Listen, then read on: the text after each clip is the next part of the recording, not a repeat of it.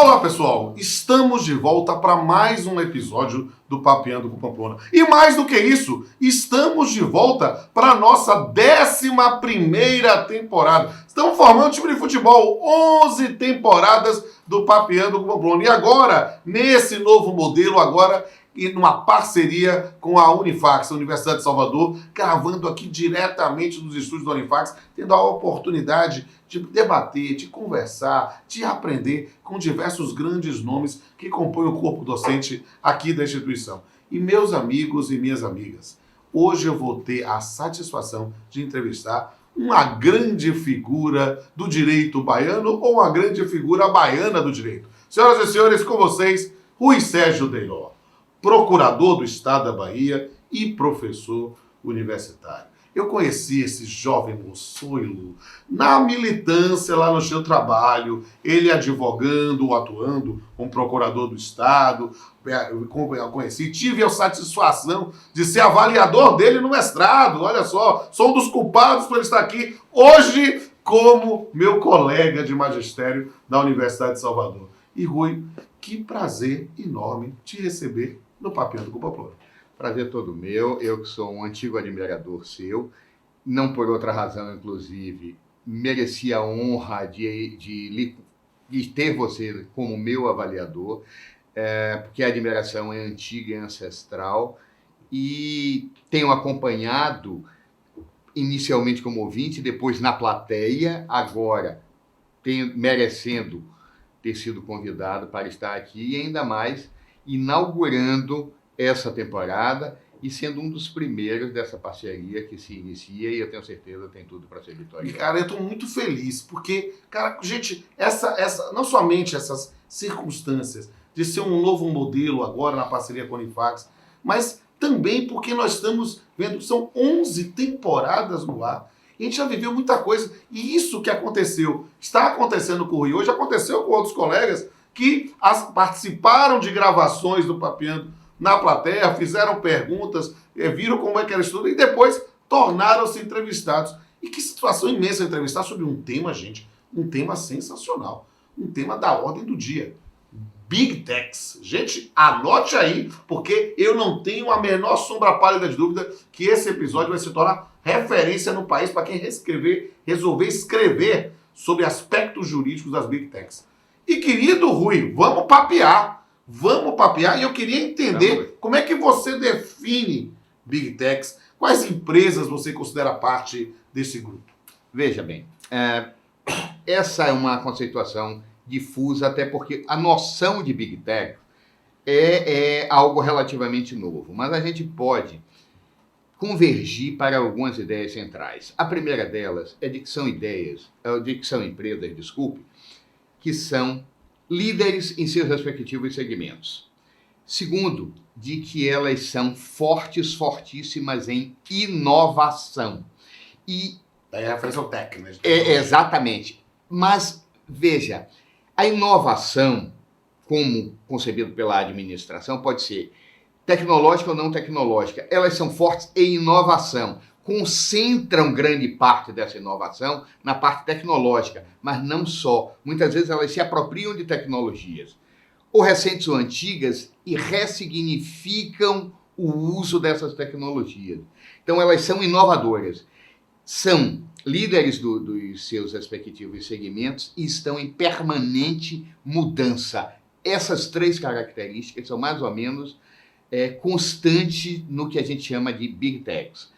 Dentre as empresas, eu destacaria, digamos, a Alphabet, que é mais conhecida como Google, a Apple, a Tesla, porque a gente costuma pensar apenas no segmento de tecnologia da informação. Isso é falso. A gente pode pensar até mesmo na Alibaba, ou Alibaba, e depende de como se prefira pronunciar, também como uma Big Tech, porque ela é forte em inovação da logística. Ela incorpora a tecnologia, mas para impactar a sua logística.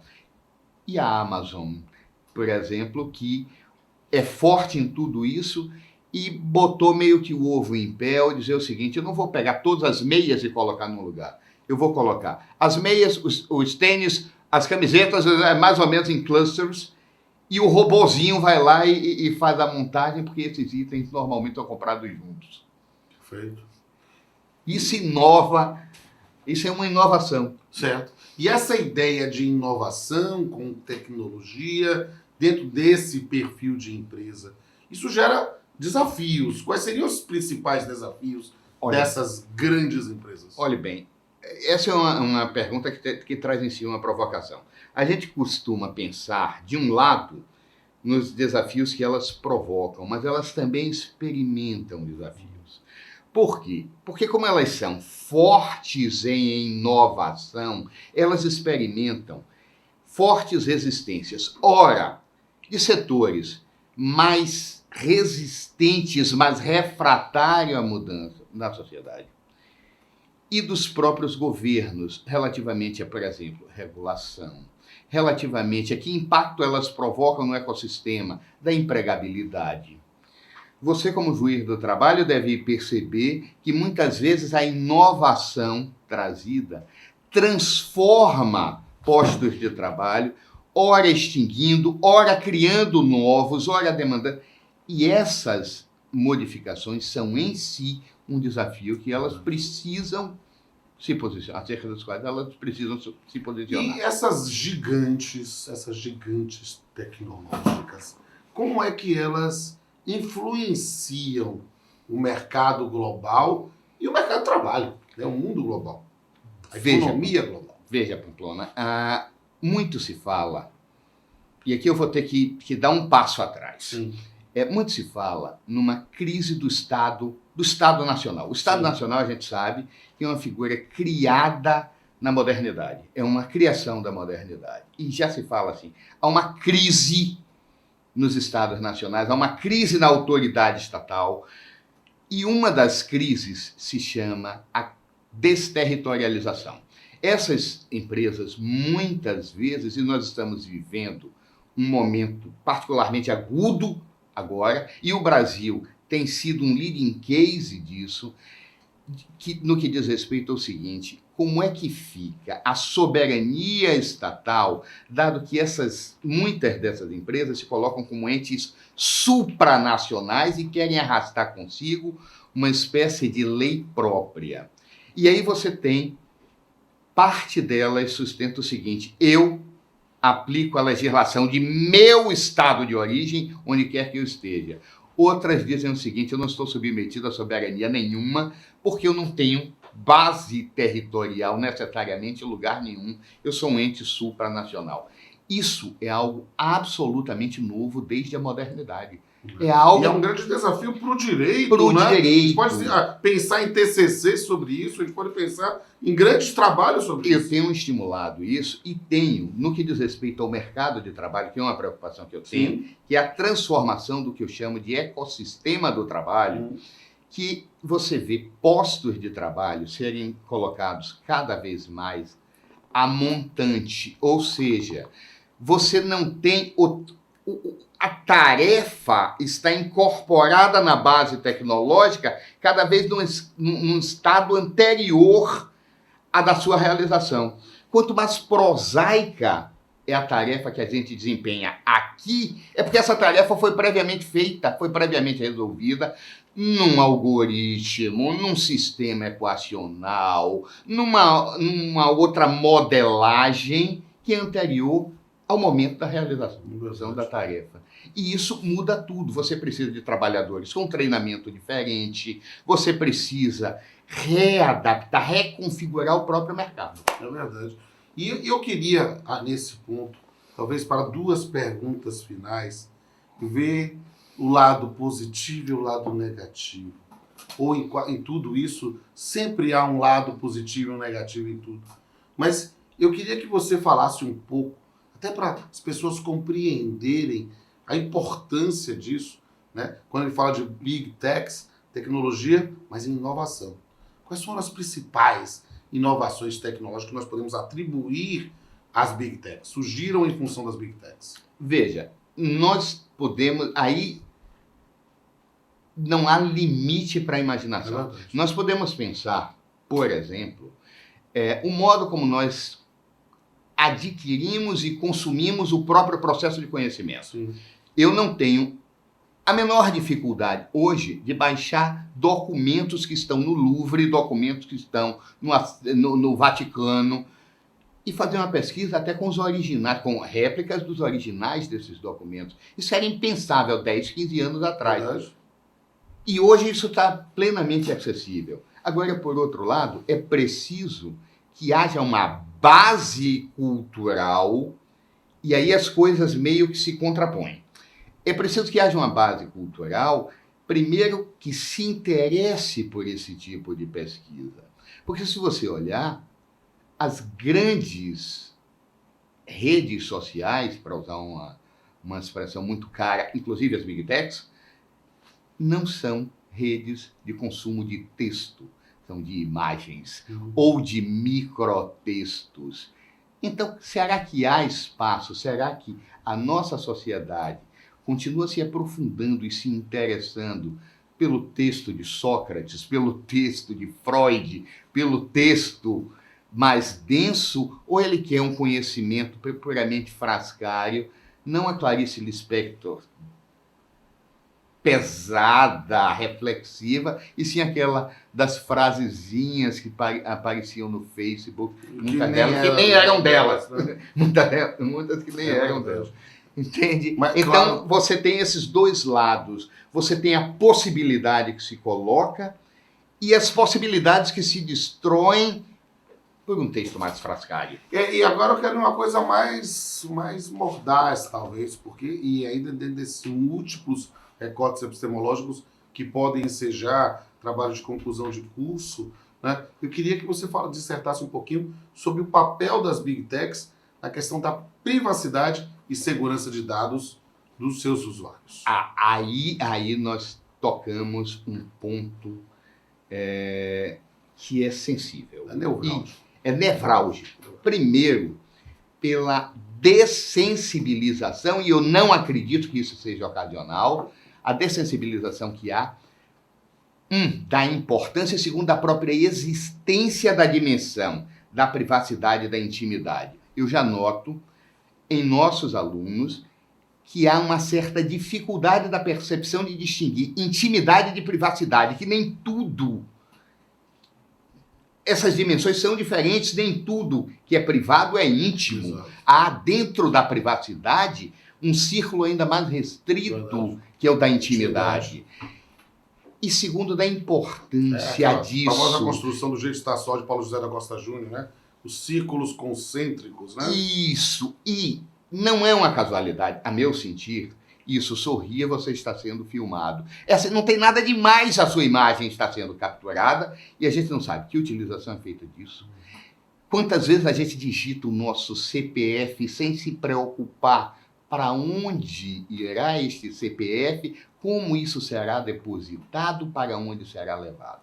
Então, é necessário, primeiro, ressensibilizar o tecido social para a importância disso. E segundo, uma vez que haja essa ressensibilização, que a sociedade ativamente cobre de todas as instâncias, as Big Techs, os governos cobrem de si próprios, se autodisciplinem acerca de será que é mesmo necessário eu fornecer essa informação a todo instante? O empregador já tem o meu CPF, porque ele volta a me pedir. Essa é uma questão fundamental. Fundamental, e a gente desconsidera isso. E há muitas questões, que eu poderia continuar aqui falando o tempão, mas tem uma galera aqui que tá doida para fazer perguntas. Daqui a pouco a gente volta. Olá, Dr. Rui, Dr. Rodolfo Pamplona Filho. Me chamo Cauã Tosta e gostaria de saber como as Big Techs estão lidando com as questões de regulamentação e antitrust. Primeiro que tudo, parabéns por sua voz. Eu se dedique à locução porque você tem futuro. Eu acho que já tem até presente agora, nessa coisa. Além da forma da voz, tem conteúdo. É verdade. Porque se há um aspecto em que as Big Techs trazem um mal-estar em relação a mim, eu não sou avesso às Big Techs, e você me conhece e sabe que eu sou desde a primeira hora, alinhado com as tecnologias, acompanham as tecnologias. Aliás, acho que nós fomos dos primeiros a utilizar microinformática quando era uma novidade, chamávamos os demais de jurássicos, né? E usávamos computador, você para proferir sentença e eu para fazer petição, numa época que isso não era tão comum.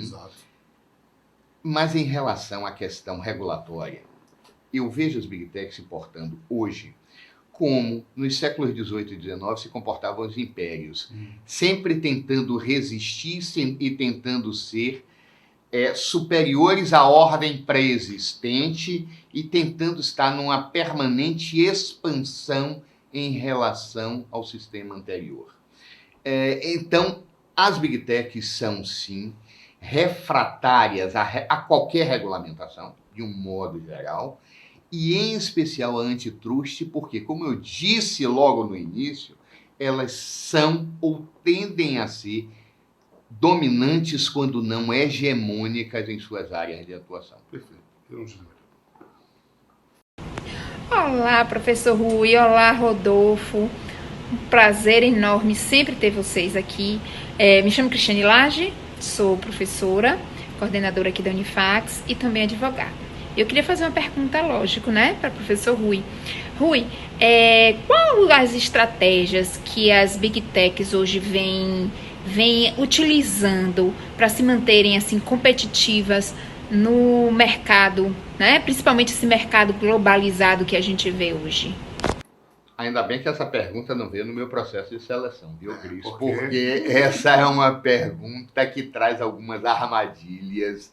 Porque, veja, falando sério, tudo que diz respeito à Big Tech, normalmente se desdobra em mais de uma faceta.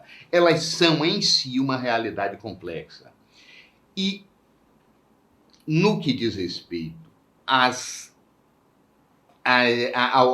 estratégias dela, a primeira estratégia é a inovação constante. Segundo, a renovação. Terceiro, elas criam nichos e subnichos, elas se especializam e criam nichos especializados e subnichos. Então vamos parar para pensar. Você tem a Alibaba, que é líder na logística mundial. Aí você tem uma outra loja que diz: eu não tenho como competir com o comércio varejista em geral, mas eu vou ser o líder em vestuário feminino.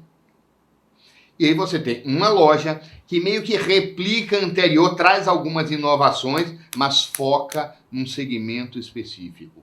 E aí foca naquilo. Aí uma outra diz: eu vou ser líder de pequenos artefatos tecnológicos. E aí ele vende pequeno, não o celular, mas a capinha do celular, a capa, enfim. É sem sombra de dúvida uma questão interessantíssima de uma interface, inclusive, não somente do direito, mas com a administração, com a gestão, a compreensão mesmo de uma visão transdisciplinar para entender esse grande desafio. E me diga uma coisa, você já parou para pensar no desafio tributário disso? Como é que você tributa? Excelente tema para o TCC, viu? Anote aí para você que gosta, para ficar rico com o jeito tributário. Oi, professor Rui. Oi, professor Pamplona. Eu me chamo Guilherme Monteiro e eu sou estudante aqui da Unifax. E dentro desse tema que vocês estão tratando, acerca das Big Techs, eu tenho um questionamento. Como essas Big Techs, elas estão auxiliando no que diz respeito à sustentabilidade e à responsabilidade ambiental dentro de uma questão tão importante no século atual? Veja, sustentabilidade e responsabilidade ambiental, ainda mais neste momento em que estamos, são o tema do momento. Não só porque nós temos a Eco 30, não só porque há toda uma candência, mas porque gente que entende disso. E hoje de manhã eu falava com os alunos sobre matéria ambiental e eu dizia a eles: estamos, segundo alguns especialistas, perigosamente próximos do ponto de não retorno. Aquele ponto em que o planeta não conseguirá dar conta de renovar-se para manter os sistemas de sustentação da vida. E as próprias Big Techs já perceberam, como outras grandes empresas, como muitos governos, infelizmente não todos, já se dão conta de que é necessário uma atuação proativa e uma atuação agressiva nesse sentido. Por outro lado, como se trata, e eu disse, de realidades complexas, todas elas são fortes na utilização de recursos energéticos, da utilização de consumos de recursos variados. Então você vê uma certa contraposição, eu não diria de interesses, mas de como podemos fazer. Mas o que eu noto é que já há uma preocupação de que, como está, não pode ficar. E, Guilherme, esta preocupação é evidente. E eu falo com um lugar de fala muito próximo, muito próprio mesmo. Por quê? Porque eu coordeno o curso pela EBRAD, de pós-graduação em Direito Antidiscriminatório, Compliance e Selo ESG, ou seja, a ideia de meio ambiente, a ideia de corporação social, ou seja, Environment, Social and Government. A gente tem nessa perspectiva uma preocupação que não é só do mundo do direito, mas também do mundo empresarial, nessas novas concepções, que é, na verdade, é uma coisa que eu acho que é importantíssimo quando eu falo muito sobre compliance, na mudança de uma cultura de cumprir porque a lei manda, para uma cultura de cumprir porque é o certo, e que deve ser cumprido, e que a gente está pensando em cuidar do ambiente, não somente porque tem a fiscalização e a multa, mas porque é algo destinado a cuidar de todos nós. Então, essa mudança, que é da própria noção de gestão, no campo das Big Techs, fica enorme. Fica enorme e, inclusive, desafia o seguinte: muitas vezes não basta cumprir o que a lei manda. Basta você ver o que... E a gente poderia pensar nos grandes produtores de proteína animal do Brasil, como Big Techs, que já têm autorregulamentações muito mais rigorosas do que a da legislação brasileira e que muitas vezes são superiores à da própria União Europeia. Você já tem empresas brasileiras com nível de rastreabilidade, de localização da carne, para dizer o seguinte: eu preciso assegurar meu comprador de que não veio da floresta amazônica. Eu preciso assegurar de que esta carne não tem risco de produzir vaca louca. Isso daí é, de uma certa forma, uma lógica de contributo. Olha, mas, Rui, a gente podia ficar conversando aqui horas. Esse tema é fascinante. Eu adoraria, mas não é possível. Mas não é possível. E eu quero dizer que foi realmente um privilégio ouvir, aprender contigo, debater com essa plateia maravilhosa. Eu quero dizer que eu quero lhe pedir uma última condescendência. Um brinde da indefectível caneca do Papiano. Saúde a todos nós. Big Techs. No reino digital, onde tudo se conecta, surgem as Big Techs com imagem circunspecta. Gigantes que moldam o mundo em bytes, com algoritmos, códigos, fontes e sites. Nos seus vastos reinos de nuvens e dados, construíram impérios de cliques sonhados. Cada toque, cada busca, uma marca, um traço. No vasto mar de informações em sílica e aço. Com promessas de um futuro radiante e inovações que brilham como fogo no fundo da tela. O preço é constante e a privacidade é violada de novo. Entre a luz das interfaces e a sombra do controle longo, o seu poder se ergue e vai se impondo, com força para mudar a nossa visão e escolha, reduzindo horizontes de quem vive em sua bolha. Que na era das redes e dos programas em festa, busquemos o justo, o ético, o que presta, para que a inovação não seja uma mosca na teia, mas sim a bênção e o equilíbrio que a humanidade tanto anseia. Até a próxima. Bote no começo, eu fazer mais um quarto take, porque embolou a palavra, uma palavra. Tem palavras, acho que é sombra, poder, não sei, uma coisa assim. Deu uma embolada. Solte e eu vou. Big Techs. No reino digital, onde tudo se conecta, surgem as Big Techs com imagem circunspecta. Gigantes que moldam o mundo em bytes, com algoritmos, códigos, fontes e sites. Nos seus vastos reinos de nuvens e dados, construíram impérios de cliques sonhados. Cada toque, cada busca, uma marca, um traço, no vasto mar de informações em sílica e aço. Com promessas de um futuro radiante e inovações que brilham como fogo, no fundo da tela, o preço é constante e a privacidade é violada de novo. Entre a luz das interfaces e a sombra do controle longo, o seu poder se ergue e vai se impondo, com força para mudar nossa visão e escolha, reduzindo horizontes de quem vive em sua bolha. Que na era das redes e dos programas em festa, busquemos o justo, o ético, o que presta, para que a inovação não seja uma mosca na teia, mas sim a bênção e o equilíbrio que a humanidade tanto anseia. Até a próxima.